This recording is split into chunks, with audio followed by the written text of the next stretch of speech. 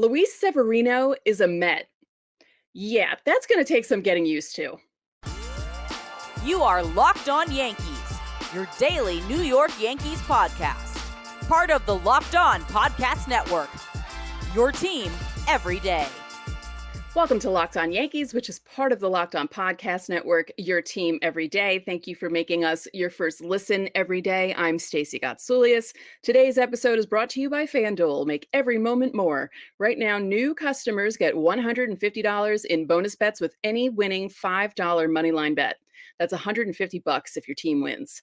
Visit FanDuel.com/lockedon to get started. And with me, as always, is my producer, Steve Granado. Steve, it's Friday again. It is. It's almost like it comes every week or something. Hey, folks, thanks for clicking on the show here today. Really appreciate it as always. We're still 5 days a week through this week and through the winter meetings, so make sure to hit subscribe. If you're into that kind of thing, Stacey, on today's show, it's Friday, like you said, so we have our fan mail questions that we need to get to. We're going to be talking Soto, Ohtani. We're going to talk about some prospects here today, and we're going to have a little bit of fun with a question later on at the end of the show. But Stacey, of course, Luis Severino, weirdly enough, right after we recorded yesterday's episode, like an hour after we recorded, signs a deal with the New York Mets, a 1-year, $13 million contract. And for everydayers who have been following the show here in the offseason, we love you, but you've heard me talk about the MLB trade rumors, projections of contracts. Sevy signs 1 year, $13 million. MLB trade rumors projected 1 year, $14 million. So their crystal ball continues to be perfect. So Stacey, of course, we'll get into Sevy's career with the Yankees and how it all shook out in 2023. But just your reaction seeing him in blue and orange, like what it's different. I had a feeling this was going to happen. I felt like if any team was going to give him a flyer, it would be the Mets. But it feels very weird and it looks really weird. You know, we have a picture up in our rundown of him photoshopped into a Mets uniform, and it's just like really uncomfortable for me right now. Feels like Dellin Betances going to the Mets. Like it just doesn't seem right. But I'm happy for him. I really hope he works things out. You know, it'll be interesting, though, to see how he does with the Mets, and especially when the Subway Series rolls around and how he does against the Yankees. Yeah, if we end up seeing him, obviously. Right, that's true. It's only four games now in the Subway Series, so he might actually be skipped or something in the rotation. Yeah, might just not line up that way, but it would be pretty interesting to see him pitch at Yankee Stadium in a different uniform. That would be bizarre, especially that uniform. Yeah. This signing makes a decent amount of sense for the Mets. 13 mil is not the most money in baseball terms. It's a pretty low buy. Obviously, it could not work out at all, but that's the case for a 1 year. That makes sense in that front. It makes sense because the Mets aren't fully anticipated to compete at a high level in 2024. So that makes sense. Right. If Sevy ends up hitting and being good, then that's a great trade asset at the deadline. So it makes a lot of sense for the Mets. I'm happy for Sevy. I hope he's able to figure it out. Hopefully, you know, a fresh coat of paint and a new mindset and a new world to go to can kind of find that spark again, because clearly he was going through it last season. I kind of think of this as let's coin this term, a Bellinger deal, hoping for a Bellinger deal. Where, you know, he signs a 1 year, he goes somewhere new and finds lightning in a bottle. Yeah, let's hope for him. That's only good things to say about Luis Severino. So, but Stacey, when we look back at his Yankees career, let's start with the 2023 season. Just from your vantage point, we've had some time to now kind of reflect on this. And when you look back at 2023, it definitely feels like the worst possible outcome that you could have had to end his career in pinstripes. Yeah, you know, just everything about it was bad. I mean, really, it was just, you were hoping that he'd have a stronger year because you knew it was the last year. Usually when it's a walk year for a guy, that's where they kind of put on a show in a way, because they know, oh, all right, I'm making my case for other teams to look at me. And it was really like, he's like the worst possible scenario for him between the injuries and then the not performing well. And, you know, I saw it in spring training when I watched him pitch and all the troubles that he had early in the game, and it just kept being that way throughout the season when he was pitching, because that's the other problem with Luis Severino. It's always Luis Severino if he's healthy. And we made that joke a few times before the season even started because of the injury problem. So 2023 was a disaster between the performance and you touched upon it briefly, the mental part of it, because he came out after a lot of those performances and he spoke to the media, which I give these guys credit when they're not doing well and they still come out and talk to the beat writers. And he was really open too, like letting them know that this is the worst I've ever felt. I don't know what is, that's the other thing. I don't know what is going on. I'm trying to get better and I can't figure out what's wrong. We saw like a different Luis Severino in 2023. So I'm hoping that the change of scenery will help him improve from 2023 because woof, that was like nearly rock bottom for him. Actually, I think it was rock bottom for him. No, Really. that was rock bottom. Yeah, Yeah. for sure. Hopefully, that is rock bottom for him. It doesn't go any worse in Queens. Yeah. I really hope that they're able to correct the delivery things. We talked about the delivery a lot here and just like the pep in his step, quite literally. Like, you know how he comes off of the mound, like he hops off of the rubber. That was like gone last year. And I was like, come on, man. Like, where's that energy? You just didn't have it. And I don't know. There were some very, very light flashes of it every now and then where it's like, oh, he had a good inning. Yeah. It was like at that point. But clearly, like the ends aren't like the end of this is not like the peak, clearly. So when you think peak Sevy and all the hype surrounding him and when he was at his best in New York, like what are you going to remember the most? Like which seasons, which games, like what is his lasting image for you with the Yankees? Well, when he was healthy, he was really, really good when he was healthy and fiery. Like you said, he had that jump that he used to do off the mound when he'd get like a really big strikeout to end a threat in a playoff game or even just a big game against like someone like Boston or Houston or something like that. And the two games that I remember the most from him, and they're both completely different, even though it's the same game. The wild card game in 2017 and the wild card game in 2018. Against the Twins, he's knocked out in the first inning, gives up 3 runs. I think it was a third of an inning that he pitched. It was just a nightmare. Now, the Yankees, we all know, ended up winning that game. They came back and won. The next year, people were questioning the decision, Boone's decision in his first year as manager. Are you sure you want to go to Sevy in the wild card game? Like, are you positive? And, you know, it wasn't like a lights out performance, but, you know, 4 innings, no runs. His pitch count was high against Oakland, which was a problem. He had 4 walks, but it was such a turnaround from the previous year. And I like that he was able to do that. And that showed me a lot about Luis Severino in those 2 games. I just feel bad that his legacy as a Yankee is just, he's going to be known for the guy whose potential was basically wasted because of so many injuries, because he did have those flashes when he was pitching, but that's the whole thing. It was when he was pitching and it wasn't that much.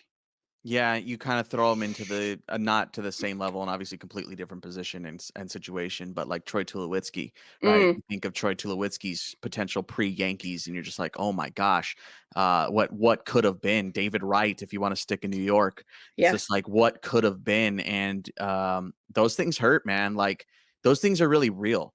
Because yes, as a fan base, you get upset when someone doesn't perform or they have a track record of not performing or a track record of being injured. But we saw it again, like you mentioned, with Sevy this season on his mental state. You very clearly saw that he was not feeling good at all. So it's tough, dude. And again, we're happy that he gets a second chance here, really, because I mean, I was worried he was going to get a big league deal, like that he might not get a big league deal, like I thought he might have gotten a minor league deal plus an invite. That's how far he had fallen this past season. And like you mentioned, past that 2018 wildcard game, that's when those injuries started to pile up and the Tommy Johns, and it was right after the extension, right? Right after he signed the extension. So it's a bummer that it ended the way that it did, because you could have seen for years to come, this was the leader. Like this is pre Garrett Cole, obviously. So like this seemed like it was going to be the guy. He was going to be the And ace, right? Judge was going to be the starting right fielder. You had Gary Sanchez behind the plate. You had Greg Bird as your first baseman. Like there was all this hopefulness for the baby bombers and that, oh, this is going to be the next generation and this is going to be what puts them over the top and they're finally going to make the World Series. They're finally going to do this. And here we are, how many years later and how many guys are still with the team? one guy, the longest tenured current Yankee, Aaron Judge. Yeah. How quick that happens, huh? Let us know how you're feeling about this. I'm sure this comes with some mixed emotions for a lot of Yankees fans because there is love for Sevy. There still is that 17, 18 love for Sevy.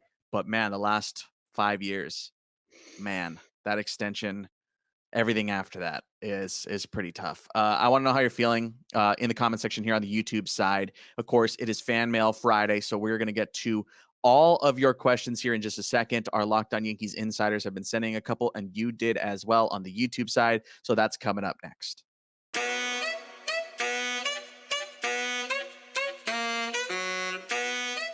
Score early this NFL season with FanDuel, America's #1 sportsbook. Right now, new customers get $150 in bonus bets with any winning $5 moneyline bet. That's an easy $150 if your team wins. If you've been thinking about joining FanDuel, there's no better time to get in on the action. The app is a breeze to use. There's a wide range of betting options, including spreads, player props, over-unders, and you can also combine prop bets on a game into a single game parlay for even more fun and more chances to win big.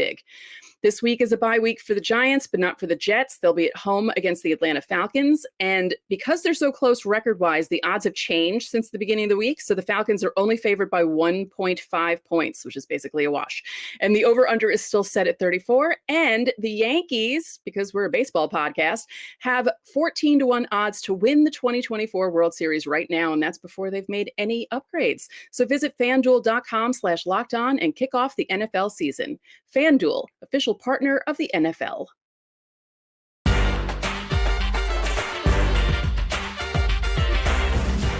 Back now on Locked On Yankees. Hey, everydayers, coming up on Monday, it'll be day 2 of the winter meetings. So check us out.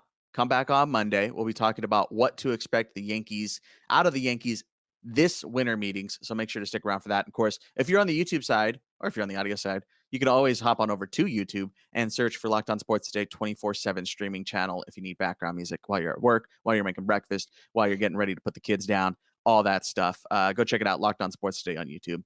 Stacey, it's FanMail Friday as always, so we need to get to some questions. Our first one is coming from Mr. Mallory 94 on YouTube, asking us, with the injury to Jason Dominguez, who is the next breakout star for the Yankees?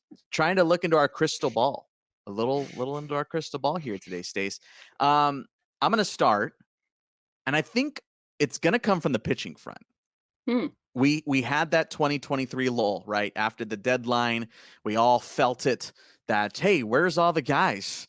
Where'd they go? Oh, Chicago, Oakland, got it. So there are clearly we had that gap year. Right. Took a gap year. We found ourselves. Now we're ready to start school again. So I think it's going to come from the pitching front here, Stace. And the guy that I'm like, this is a gamble, but I think it might be Drew Thorpe. 2023 was so good for Drew Thorpe. That is my most anticipated prospect next season. So for everybody who watched all year and fell in love with the Minors Monday segments, this is an early preview.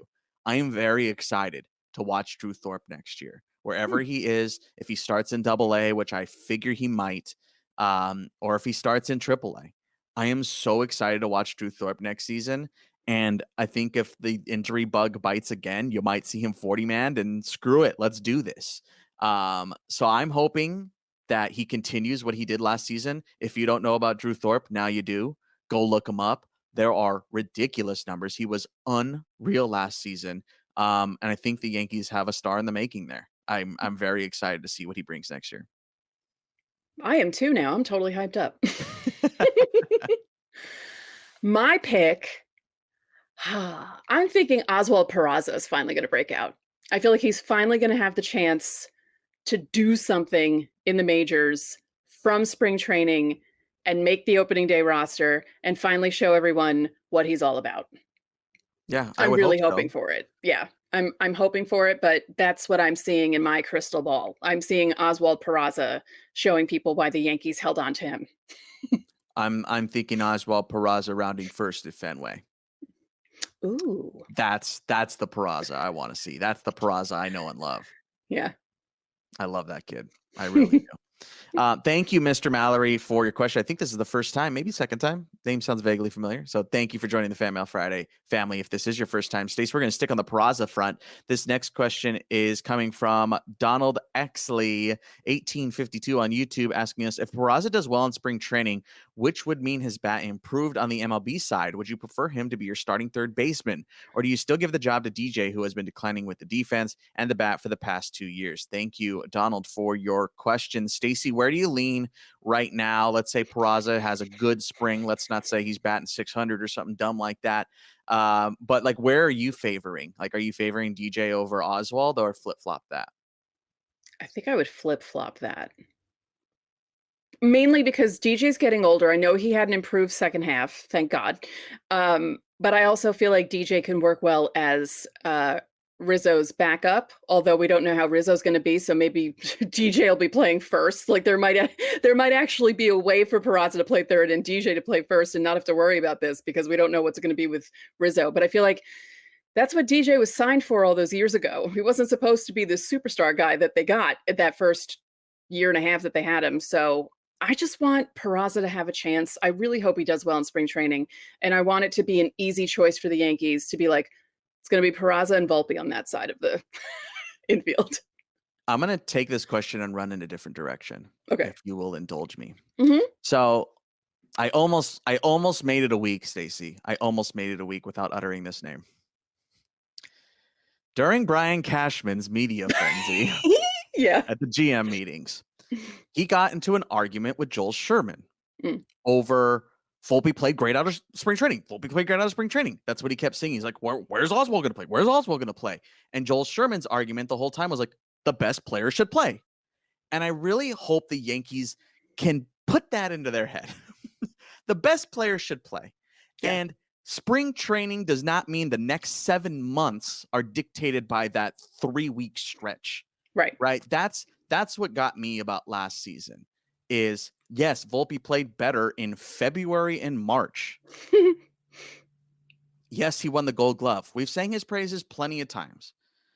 But the fact that Oswald never really got a chance last season, again, that's 2 years now. What are you hanging on to him for then? Either he plays or he doesn't. Oswald's ready.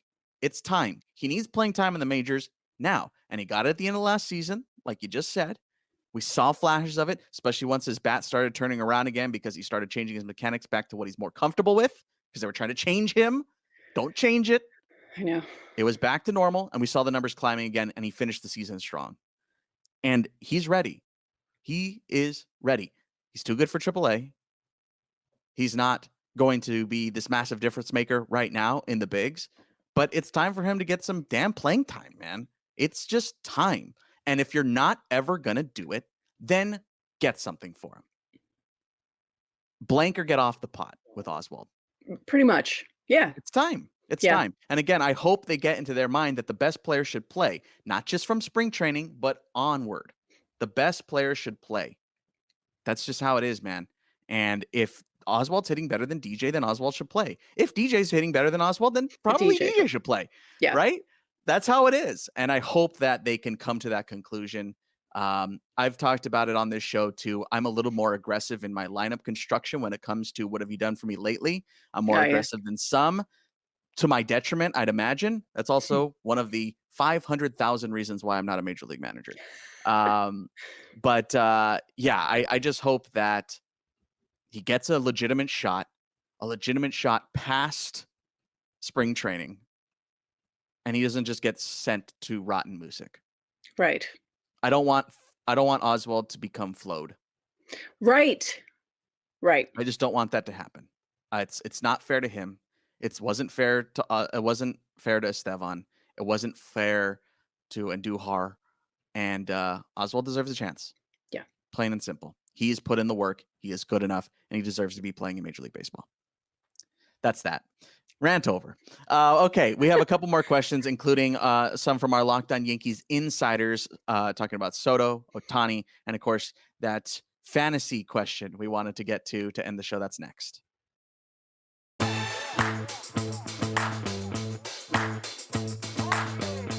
Back now here on Locked On Yankees. Stacey, a couple more before we get out of here for the week here on FanMail Friday.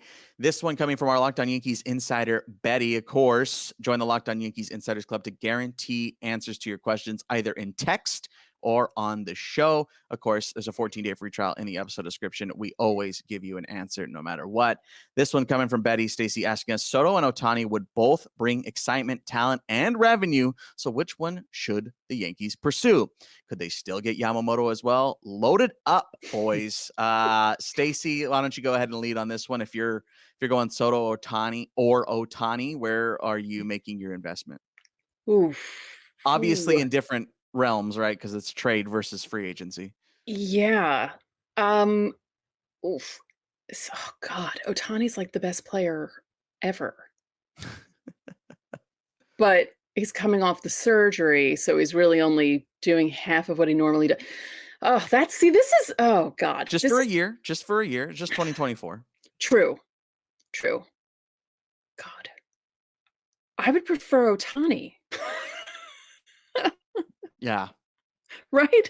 Like, and if you're thinking business only, Ohtani brings more than Soto does. Yeah. Just strictly business. Yeah. Which definitely I don't care about. But right. I know, but the Yankees will. Plus, they always like doing the different advertising deals with companies in Japan when they have a big Japanese player and you see the advertisements on the Angel Stadium filled with Japanese ads. Yeah, it was like that with Matsui, and did it continue with Tanaka? I think so. And even Hiroki Kuroda. I loved Kuroda. So yeah, Ohtani. Yeah. Could they still get Yamamoto as well? Yeah. I mean, it seems like Soto, like let's get the Ohtani stuff out of here. From all the rumors that we know so far and what we believe is true, because it's that time of year. Mm-hmm. It seems like Yamamoto and Soto exist on different planes. Yeah. It doesn't seem like, okay, the Yankees get Yamamoto. All right, we're done. Leave Soto out of this. They seem like we can walk and chew gum at the same time. Mm-hmm. That's what it feels like here. And obviously that makes sense. They're two completely different positions. Right. So, yeah. Two positions they need help in. Yes. I mean, yeah, they need an outfielder. I was going to say they don't need an outfielder, but I was thinking Stanton, right? In a perfect world, yes, the Stanton problem isn't on your hands. Right. And then you get all three. Yes. But we don't live in a perfect world. We're not even close to that. So I imagine right now, if it all shakes out with Oswald at third, I think you'll probably see DJ and Stanton splitting DH duties. Yeah. And maybe Rizzo just give him off his feet. Yes. I would think so. I could totally see DJ Stanton as your mix for DH, and you're just favoring DJ, probably. Thank you, Betty, for your question. Appreciate it. Of course, she is a part of the Locked On Yankees Insiders Club, one-on-one text messages with Stacey and myself, insider info, pitch episode ideas, a whole bunch of really cool stuff, as well as prospect updates. You ain't getting prospect updates from anybody else. We're the only ones. So join that 14-day free trial. You can find it there. All right, our last one here today, Stacey. This was a fun one, and I had to prepare for this one. This is coming from one of our friends on YouTube, Angelo Reina 5336, telling us a fun one for you guys. Ooh. In an alternate universe, Hal opened up the checkbook. He allowed Cashman to trade for both Soto and Trout, while also signing both Ohtani and Candelario as free agents. What is your Yankee lineup? Okay, so I have a few. I had to write this one down because I had to figure out what was going on here. So Candelario is the wild card for me, like getting Jeimer Candelario. Yeah. I'm not as sold. I'm cool with sticking with Oswald and DJ there over third. But regardless, I'm going to play in your world, Angelo. Okay. So this is what I have right now. I have Soto leading off and right. I have Trout batting second and center. Judge batting third and left. Yes, all your outfielders leading top three of the order. Ohtani's DHing on the cleanup spot. This is where my first lineup is. Rizzo's at first, playing first and batting fifth. I have Gleyber at second, batting sixth. Then I have your catcher, whoever that is. Whoever's there. Put Boone back there. Don't care. Candelario's over at third base, batting eighth, and Volpe's the shortstop, batting ninth. That is lineup number one. Lineup number two is basically the same, except for a couple of changes. Soto, Trout, Judge, Ohtani. Then I put DJ there. Then Gleyber, and then the catcher, Candelario and Volpe. So right now it's that. Without Candelario, you can slide him out and put Oswald in. Also, if you're getting Trout, Oswald's not part of your organization anymore. I'm just letting you know right now. Yeah, no. I feel like I don't know where Trout's market is at, if there even exists one. I don't think there really exists one, just to be totally frank with you. But I feel like the asking price is going to be higher on Trout than it is Soto. I think so too. The asking price on Trout would have to be Warren, Beater, Thorpe, Peraza, Jones. And that's what it would take to get Trout. Yeah. Plus Crook. Right. One major leaguer. That would be.